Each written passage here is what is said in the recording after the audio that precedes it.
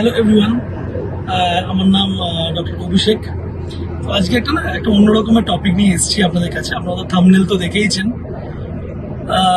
তো আজকে অ্যাকচুয়ালি এটা খুব একটা বড় কোয়েশ্চেন আমাদের কাছে, যে সত্যি কি প্লাস্টিক বটলে জল খেলে কি ক্যান্সার হওয়ার চান্স থাকে? তো অনেকাংশে আমি বলতে পারি যে ইয়েস, ইট ক্যান হ্যাপেন। কারণ হচ্ছে যে প্লাস্টিক বটল যেগুলো বানানো হয়, তো প্লাস্টিক বটলের মধ্যে একটা কেমিক্যাল থাকে, তার নাম হচ্ছে বিপিএ, নাম হচ্ছে বিসফেনল এ। সে বিসফেনল এ আমাদের শরীরে কিছু কিছু হরমোনাল চেঞ্জেস ঘটাতে পারে, যে হরমোনাল চেঞ্জেসগুলো যেমন আমাদের শরীরে খুব ইম্পর্টেন্ট কিছু হরমোন, যেগুলোকে মানে বন্ধ পর্যন্ত করে দিতে পারে, এবং যেটার জন্য কিন্তু ক্যান্সার হওয়ার চান্সেস অনেকটাই বেড়ে যায়। তো সেক্ষেত্রে দাঁড়িয়ে এই বিসফেনল এ জিনিসটা কি?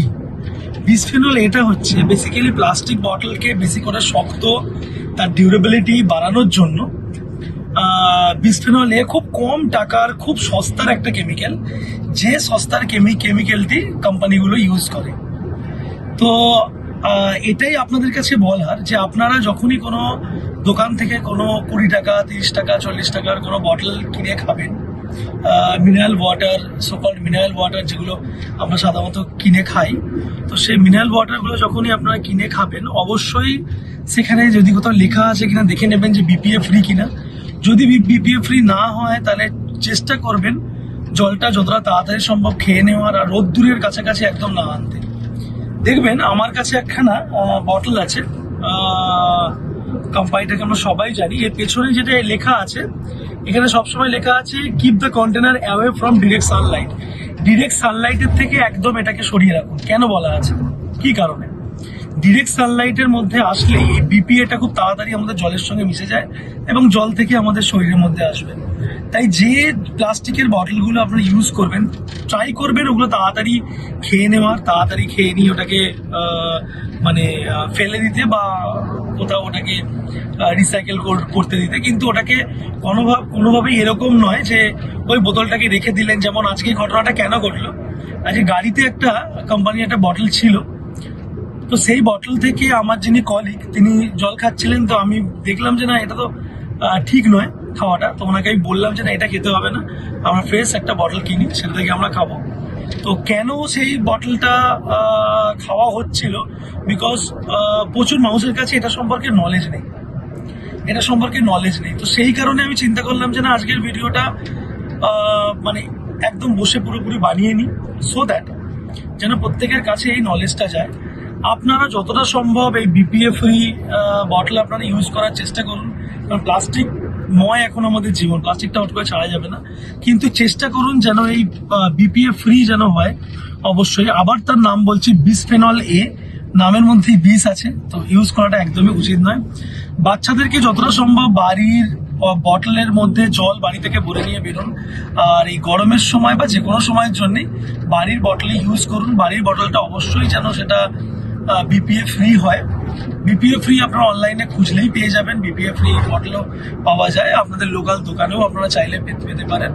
অবশ্যই সেগুলোকে ইউজ করবেন। আর দ্বিতীয়ত হচ্ছে যে এই আজকের যে ভিডিওটা, সেটার যদি অ্যান্সার এক কথা পেতে হয়, যে হ্যাঁ, ইট কজেস ক্যান্সার। এটার জন্য ক্যান্সার মানে আমি বলছি না যে আমরা সারাদিন খাচ্ছি, বা মানে মাঝে মাঝে খেলেও কি হতে পারে না, এত আমি ভেতরে যাব না। কাঁচের বা স্টিলের বটল এগুলোকে আপনারা ইউজ করুন। আর গরমের সময় সবাইকে জল নিয়ে বেরোতেই হয়, তো এগুলোকে একটু ইউজ করার চেষ্টা করুন। আর যে বটলগুলো কিনবেন, সেগুলো যত তাড়াতাড়ি সম্ভব খেয়ে নেওয়ার চেষ্টা করবেন, যতটা সম্ভব যেন সেগুলো রোদ্দুরের মধ্যে না থাকে, এটাকে একটু মাথায় রাখবেন।